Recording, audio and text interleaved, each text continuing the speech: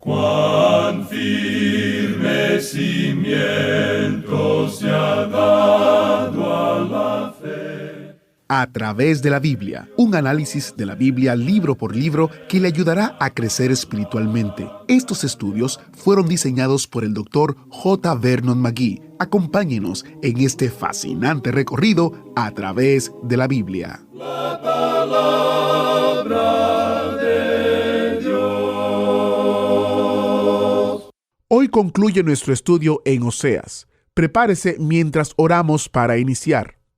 Padre Celestial, te damos gracias porque podemos estudiar tu palabra. Sé con nosotros mientras terminamos nuestro estudio en Oseas hoy. En el nombre de Jesús oramos. Amén. Con nosotros, el maestro Samuel Montoya. Continuamos hoy, amigo oyente, nuestro recorrido por el libro de Oseas. Y continuamos con el capítulo 11. En el primer versículo de este capítulo 11, Dios dice: Cuando Israel era muchacho, yo lo amé, y de Egipto llamé a mi hijo. De esto hablamos en nuestro programa anterior. Esto nos revela algo de cómo la palabra de Dios, en declaraciones en el Antiguo Testamento, tiene una aplicación para el futuro, aunque no son dichas directamente en cuanto a la nación. El evangelista Mateo aplicó esto al Señor Jesucristo en Mateo 2:15, porque el Señor Jesucristo estaba identificado con la nación. Oseas dice: Cuando Israel era muchacho, yo lo amé, y porque Dios le amó, le llamó de Egipto. Esta es una aplicación a Cristo. Y el Señor Jesucristo se identifica a sí mismo con su pueblo, y Él vino para morir. Y Dios le llama a Él de un lugar de seguridad a un lugar de peligro, a que vaya a la arena de la vida, donde Él puede demostrar el amor de Dios al morir en la cruz para proveer redención, de modo que el hombre pueda tener una base justa sobre la cual sus pecados puedan ser perdonados. Ahora, en el versículo 2 de este capítulo 11 de Oseas leemos: Cuanto más yo los llamaba, tanto más se alejaban de mí, a los Baales. Esta gente había entrado a la tierra. Dios había sacado a los paganos, a los cananeos, y sacó a los otros porque adoraban a Baalín. Pero esta gente ahora se vuelve a Baalín y a las imágenes e ídolos. Y en el versículo 3 leemos: Yo, con todo eso, enseñaba a andar al mismo Efraín, tomándole de los brazos, y no conoció que yo le cuidaba. Es decir, que Dios les bendecía en muchas formas diferentes, pensando que eso sería una manera amable, cortés de guiarles. Luego tenemos algo destacado que se nos dice aquí en el versículo 4. Escuche usted: Con cuerdas humanas los atraje, con cuerdas de amor, y fui para ellos como los que alzan el yugo de sobre su cerviz, y puse delante de ellos la comida. Dios dice ahora: yo no los obligué a que me sirvieran. Y Dios no hace eso con usted hoy tampoco, amigo oyente. Hay muchas personas que dicen: ¿por qué no actúa Dios hoy? ¿Por qué no hace esto o aquello? No sabemos por qué Dios no hace muchas cosas, amigo oyente. Él no nos ha dicho eso. Pero Él es Dios, y nosotros solo somos una pequeña criatura en la tierra, y nos falta mucha información, y no podemos contestar eso. Pero sabemos sí una cosa: Dios no obliga a nadie. La única cuerda que Él pone a su alrededor es una cuerda de amor. Esa es la única que Él utiliza. Él dice: yo ni siquiera puse el yugo sobre ustedes. Yo no les pondré riendas, no les obligaré en nada. La única obligación que traigo delante de ustedes es que les amo. Amigo oyente, eso es lo que Él está haciendo con usted y conmigo hoy. Él movió el cielo y el infierno para llegar a la puerta de su corazón. Y Él estuvo allí, y llama cuidadosamente a la puerta y dice: he aquí estoy a la puerta y llamo. Allí es donde está Él ahora. Él no va a derribar la puerta. Él no va a forzar su entrada. Usted, amigo oyente, tiene que responder al amor. Lo interesante de notar es que esta ha sido la solicitud más poderosa. Usted recordará la historia que se cuenta en cuanto a Napoleón. Él hizo una declaración en una ocasión diciendo: Carlomagno y Alejandro Magno y otros grandes generales han formado grandes imperios, y los hicieron por la fuerza. Jesucristo hoy tiene millones de personas que pueden morir por Él, y Él hizo ese imperio basado en el amor. Esa es la forma, amigo oyente, que Él tiene para apelar. No piense que habrá otros métodos que Él pueda utilizar. Él le juzgará, pero Él no utilizará ningún otro método para que usted vaya con Él, sino por medio del amor. Y esa es la solicitud más poderosa que puede hacerse hoy. Es la cuerda del amor. Dios no le obligará a usted a hacer nada.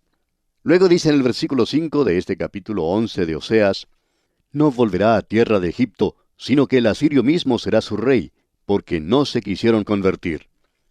Israel se estaba dirigiendo a Egipto para buscar ayuda allí. y luego descubrió que Egipto era su enemigo. Luego corrió hacia Asiria para buscar ayuda allá. Y Dios dijo, haré que Asiria se convierta en su rey. Y allí es donde Él los envió a la cautividad.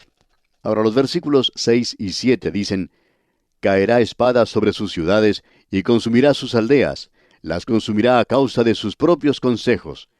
Entre tanto, mi pueblo está adherido a la rebelión contra mí. Aunque me llaman el Altísimo, ninguno absolutamente me quiere enaltecer. Ya utilizamos una ilustración anteriormente en cuanto al ganado que no quiere subir al medio de transporte que se ha provisto. El ganadero trata de empujarlo para que suba de la planta hacia el medio de transporte, es decir, a la carreta, pero el animal se niega a hacerlo, endureciendo sus patas. Bueno, ese es el cuadro que se nos presenta aquí. Es sencillamente el negarse a escuchar a Dios, el negarse a ir a Él. En el versículo 8 tenemos una nota muy triste. Es como si Dios tuviera un dilema bastante grande, como si Él se viera frustrado. Escuche lo que Él dice. ¿Cómo podré abandonarte, oh Efraín? Dios no quiere abandonarlo, ¿ve usted? Dios les ama, pero a causa de sus pecados, Dios debe castigarles. Y Él continúa diciendo, ¿te entregaré yo, Israel? Y amigo oyente, Dios no tiene ninguna otra forma de salvarle a usted excepto mediante la muerte de Cristo. Quizá usted tenga 2 o 3 caminos diferentes, pero Dios solamente tiene un camino. Y ya que Él dice en este libro, yo soy el único Salvador, es mejor que usted escuche lo que Él tiene que decir, porque usted y yo, amigo oyente, no estamos en el negocio de salvación. En cambio, Él sí lo está. Él dice aquí en este versículo 8, ¿cómo podré yo hacerte como Adma o ponerte como a Zeboim? Esas eran ciudades en la planicie que Dios juzgó junto con Sodoma y Gomorra. Dios dice, no me gusta castigarles de la misma manera. Pero amigo oyente, es tan desolado ahora en Samaria como lo es en el Mar Muerto. Dios tuvo que juzgarles porque Él dice en la última parte del versículo 8, mi corazón se conmueve dentro de mí, se inflama toda mi compasión. Y en la primera parte del versículo 9, no ejecutaré el ardor de mi ira. Es decir, que ellos no recibieron ni siquiera la mitad de lo que merecían. ¿Por qué? Porque Dios dice, ni volveré para destruir a Efraín. Dios va a recibirles, para poner nuevamente a esta gente en esa tierra algún día. El regreso presente de ellos no es el cumplimiento de todo esto. Ahora, no debemos culpar a Dios por lo que está ocurriendo allí hoy. Pero Dios lo hará. ¿Por qué lo va a hacer? Bueno, por una razón que vemos aquí en la última parte del versículo 9. Porque Dios soy, y no hombre, el santo en medio de ti, y no entraré en la ciudad. Hay algo que debemos aprender aquí. Opinamos que ya que vivimos en una democracia y se nos dice hoy, bueno, no creemos que tenga mucho significado, pero se nos dice que nosotros somos el pueblo, y que nuestro gobierno existe para nosotros, y que ellos van a hacer lo que nosotros queremos que hagan, y que la decisión siempre es nuestra. Y Dios dice, yo quiero que ustedes sepan algo, que yo soy un Dios soberano. Yo no debo rendirle cuentas a nadie. No existe ningún cuerpo de directores y nadie me eligió a mí a este cargo.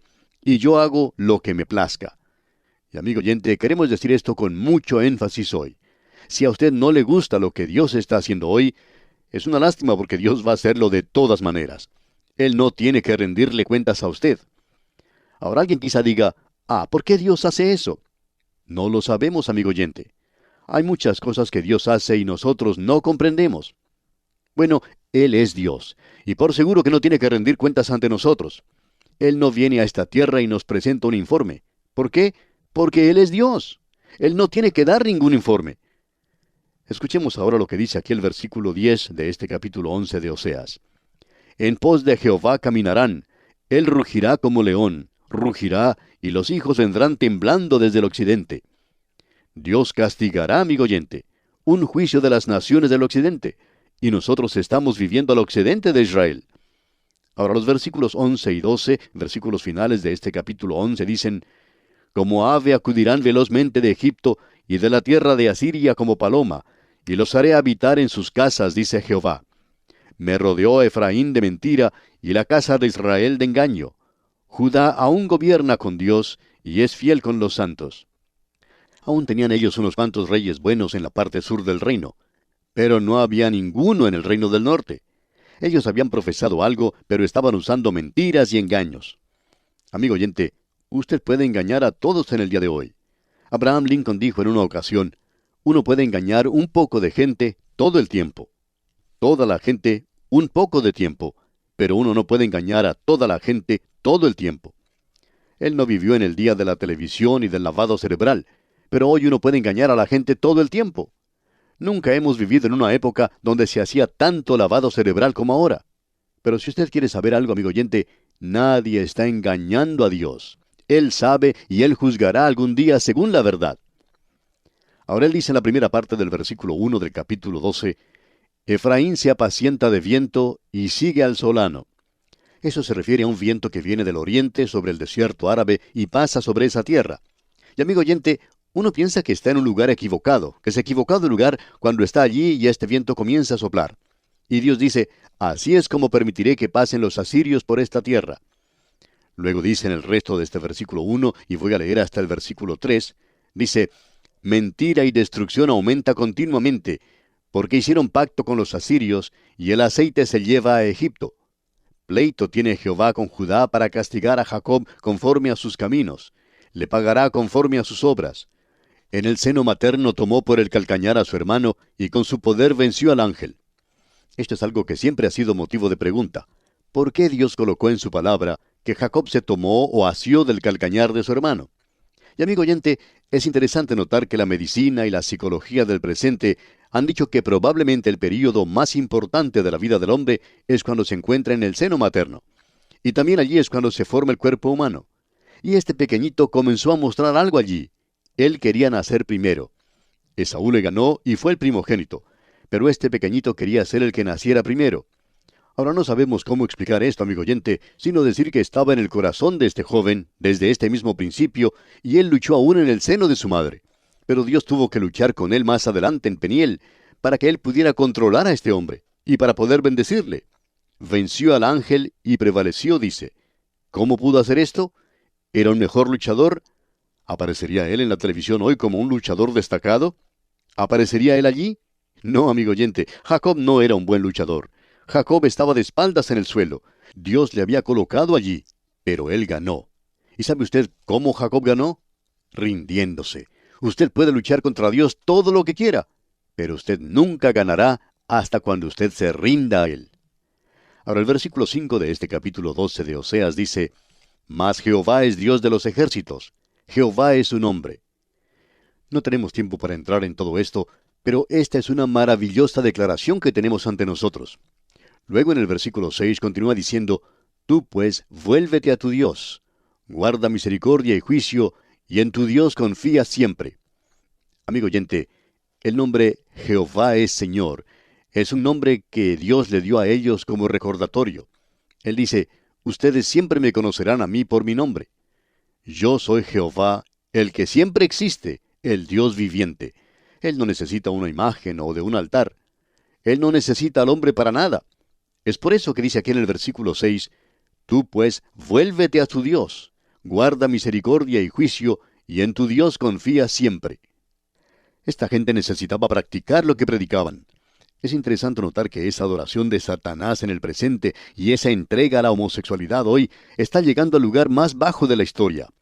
Amigo oyente, solo yendo al Dios vivo y verdadero podemos tener lo que se menciona aquí, la misericordia y la justicia, y confiando siempre en Dios. Todo esto va unido. Luego en el versículo 7 leemos, Mercader que tiene en su mano peso falso, amador de opresión. Dios no aprueba la falta de honradez en los negocios. Y el versículo 8 continúa, Efraín dijo, ciertamente he enriquecido, he hallado riquezas para mí. Nadie hallará iniquidad en mí, ni pecado en todos mis trabajos. Él ha reunido su dinero de manera deshonesta, y pensaba que estaba siendo bendecido de parte de Dios. Y luego en el versículo 9 leemos, Pero yo soy Jehová tu Dios desde la tierra de Egipto, aún te haré morar en tiendas, como en los días de la fiesta. Dios dice, yo no he concluido mi trato contigo aún, no te abandonaré.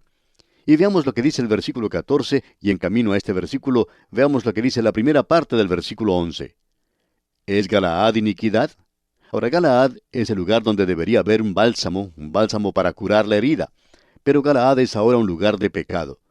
Notemos ahora lo que dice el versículo 14.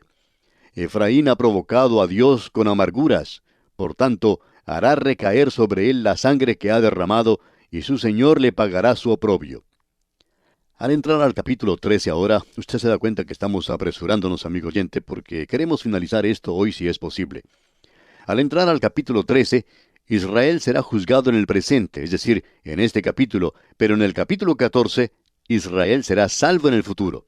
Dios no ha concluido su labor con ellos aún. Así es que hoy están esparcidos. Y el primer versículo del capítulo 13 de Oseas dice, cuando Efraín hablaba, hubo temor, fue exaltado en Israel, mas pecó en Baal y murió.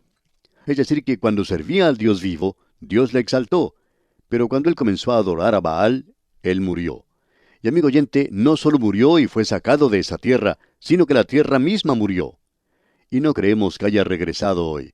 Si uno visita la ciudad de Samaria, por ejemplo, y las zonas circunvecinas, se puede dar cuenta al observar todas esas ruinas que son de las más desoladas que uno encuentra en cualquier parte de la tierra hoy. Ahora el versículo 2 del capítulo 13 de Oseas dice, y ahora añadieron a su pecado, y de su plata se han hecho según su entendimiento imágenes de fundición, ídolos, toda obra de artífices, acerca de las cuales dicen a los hombres que sacrifican, que besen los becerros. Esa es una forma de adoración. Esta gente se estaba acercando y besando a los becerros. Hay muchas personas que hoy piensan que si ellos besan una imagen, o si besan la tierra, como uno puede observar a veces en Israel, en el jardín del sepulcro, por ejemplo, donde las personas que visitan a veces se ponen de rodillas y besan la tierra. Lo que uno puede conseguir haciendo eso, amigo oyente, es solamente una gran cantidad de microbios.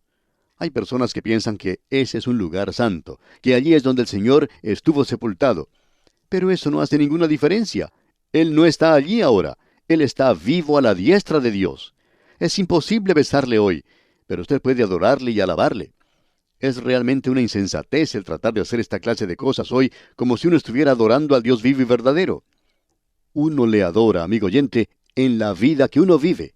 Uno le adora en la manera en que lleva a cabo los negocios, en la manera en que se comporta en su vida social, en la forma en que hace las cosas en su hogar, en la forma en que uno se comporta en la calle, no en un santuario. Hoy nosotros hemos hecho una diferencia entre el santuario y la calle, pero en realidad no existe ninguna diferencia ante Dios. Ahora el versículo 4 de este capítulo 13 de Oseas dice, Mas yo soy Jehová tu Dios desde la tierra de Egipto. No conocerás pues otro Dios fuera de mí, ni otro Salvador sino a mí. Usted puede presentar su propio plan de salvación, amigo oyente, pero Él es el único Salvador. Y ya que Él es el único Salvador, es mejor que usted venga por el camino que Él ha trazado. Él dijo, yo soy el camino, la verdad y la vida. Nadie viene al Padre sino por mí.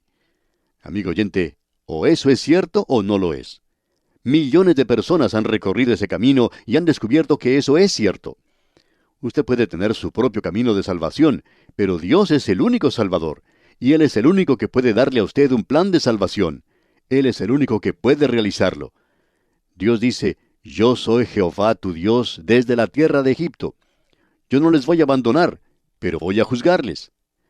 Y en los versículos 5 al 7 de este capítulo 13 de Oseas leemos, Yo te conocí en el desierto, en tierra seca. En tus pastos se saciaron y repleto se ensoberbeció su corazón. Por esta causa se olvidaron de mí. Por tanto, yo seré para ellos como león. Como un leopardo en el camino los acecharé. Y en la primera parte del versículo 8 leemos, Como osa que ha perdido los hijos, los encontraré. No nos gusta espiritualizar la profecía, pero aquí tenemos algo que es interesante. El león era un cuadro de Babilonia. El leopardo era el cuadro de Grecia, de Alejandro Magno. El oso era el cuadro del imperio medo-persa. Dios dice, yo seré para ellos como león, y los esparció a Babilonia, y a Media y Persia. Ellos fueron esparcidos a través del mundo. Y ocurrió lo mismo con el oso, si se me permite la expresión. Amigo oyente, Dios dice, yo voy a juzgarles, pero no he terminado con ustedes. Yo voy a restaurarles. Y en el versículo 9 dice, Te perdiste, oh Israel, mas en mí está tu ayuda. En el día de hoy hasta culpamos a Dios por lo que nos sucede. Si hoy nosotros sentimos que debemos acusar a Dios, aquí tenemos un buen versículo para estudiarlo. Te perdiste a ti mismo. Usted es responsable por su condición. Usted recibe ayuda también de parte de Dios. Él le proveerá ayuda. Ahora en el versículo 11 de este capítulo 13 de Oseas leemos, Te di rey en mi furor, y te lo quité en mi ira. Y ese rey fue Saúl. Y él quitó a Oseas del reino del norte, y el último que tomó fue Sedequías en el reino del sur, y lo hizo en su ira. Juicio, castigo al comienzo, castigo al fin. Es decir, que es claro lo que dice el versículo 16, que Samaria será asolada. Y si usted ha visitado ese lugar, va a estar de acuerdo con Dios. Es un lugar desolado hoy. Ahora, el último capítulo del libro de Oseas es el capítulo 14, y es algo realmente maravilloso. Israel será salvada en el futuro. Y en el primer versículo del capítulo 14 leemos, «Vuelve, oh Israel, a Jehová tu Dios, porque por tu pecado has caído. Fue tu pecado que causó que fueras a la cautividad». Y en el versículo 3 leemos, «No nos librará el asirio, no montaremos en caballos, ni nunca más diremos a la obra de nuestras manos, dioses nuestros, porque en ti el huérfano alcanzará misericordia». Imagínese usted hacer algo con sus propias manos y luego postrarse y adorarlo. Hay muchos hombres que hoy adoran su propia habilidad. Ellos adoran su cerebro, su intelecto. Ellos adoran lo que están haciendo hoy, lo que son capaces de hacer. Usted no es otra cosa sino un pagano cuando hace eso. Y en el versículo 4 leemos, «Yo sanaré su rebelión». Ellos se han estado apartando de él, pero Dios dice, «Yo los sanaré, los amaré de pura gracia porque mi ira se apartó de ellos». Y ahora veamos lo que dice el versículo 8, uno de los versículos más maravillosos que tenemos en la Biblia. Aquí tenemos un cántico de victoria. Efraín dirá, ¿qué más tendré ya con los ídolos? Yo lo oiré y miraré. Yo seré a él como la haya verde. De mí será hallado tu fruto. Aparentemente Dios va a ganar. El amor va a triunfar. El amor va a obtener la victoria aquí. Él dice aquí a Efraín, «Oh Efraín, los dejé solos porque se habían vuelto a los ídolos». Pero llegará un día cuando ellos verán que han cometido una gran equivocación y regresarán. Y entonces dirán, «Ya no tendré nada que hacer con los ídolos». No podemos sino pensar en esa tragedia de pecado, en ese drama humano que se está representando ante nosotros en este mundo hoy, que Dios vendrá y saldrá siendo victorioso. Pensamos que habrá mucha más gente salvada que la perdida. Eso es lo que pensaba el gran predicador Spurgeon. Él decía eso. Usted y yo estamos enfrascados en lo que sucede en nuestra hora presente y uno mira alrededor hoy y solamente puede ver un pequeño rebaño del cual habló nuestro Señor Jesucristo. Y eso es lo que Él está llamando de este mundo. Pero en el pasado, Él salvó, por ejemplo, a toda la población de Nínive. 100 años más tarde, ellos se volvieron al pecado y los castigó. Y ha habido muchos grandes movimientos de avivamiento en el pasado. Pero en el futuro tendrá lugar el mayor movimiento de gente acudiendo a Dios. Y eso tendrá lugar durante la gran tribulación. Y el milenio será un período de salvación, digamos de paso. Esa es una de las cosas que sucederán en el milenio. Dios triunfará. El amor triunfará. Nuestro Dios anda victorioso en su propio carro. Él es un Dios soberano. Que Dios tenga compasión del hombre que caiga entre las ruedas de ese carro hoy. Yo no sé en cuanto a usted, amigo oyente, pero yo soy como Felipe. Estoy pidiendo que me lleve con él hoy. Quiero andar con Dios. Esa es la razón por la cual le invitamos, amigo oyente, a que continúe en este autobús bíblico, porque nosotros viajamos a través de su palabra para saber cómo permanecer en la voluntad de Dios en el presente, en este día tan difícil en el cual nos toca vivir. Y así, amigo oyente, concluimos nuestro estudio en el libro de Oseas. Que el Señor continúe bendiciendo su vida en gran manera. ¿Fue de ayuda para usted el estudio de hoy? ¿Desea enviarnos algún comentario de lo que ha estado escuchando? Entonces escríbanos, no espere más. Nuestro correo electrónico es atv@transmundial.org. atv@transmundial.org. Si desea recibir las notas y bosquejos de lo que estamos estudiando, suscríbase gratis en nuestra página en internet a través de la Biblia.org/notas, a través de la Biblia.org/notas. Doy las gracias por estar en sintonía con el programa A Través de la Biblia. Es un privilegio contar con usted como oyente y que usted sea parte de nosotros. A Través de la Biblia es una producción de Radio Transmundial. Por más de 20 años, Radio Transmundial ha publicado Alimento para el Alma, un libro devocional que ha bendecido a audiencias a través del mundo de habla hispana. Este es un devocional para todo el año. Y como estamos comenzando el año, básicamente en el segundo mes, entendemos que es importante que usted tenga un tiempo con el Señor que sea fructífero. Por eso, llámenos y solicite su copia de Alimento para el Alma. Debe de llamarnos al número 1-800-880-5339. 1-800-880-5339 y con mucho gusto le enviaremos una copia de Alimento para el Alma, lecturas de inspiración para todo el año. Cuando usted nos llame al número 1-800-880-5339, es probable que estemos atendiendo a otras llamadas. Por favor, déjenos su mensaje, su número de teléfono y con gusto le devolveremos la llamada. Para nosotros es importante comunicarnos con usted. También recuerde que estamos en la costa este de los Estados Unidos y tomamos el teléfono entre las 9 de la mañana y las 4 de la tarde. Recuerde, Alimento para el Alma, lecturas de inspiración que le llevarán a usted a tener un encuentro especial cada día en su tiempo devocional. Recuerde llamarnos al 1-800-880-5339 para obtener su ejemplar de Alimento para el Alma. Su sangre carmesí.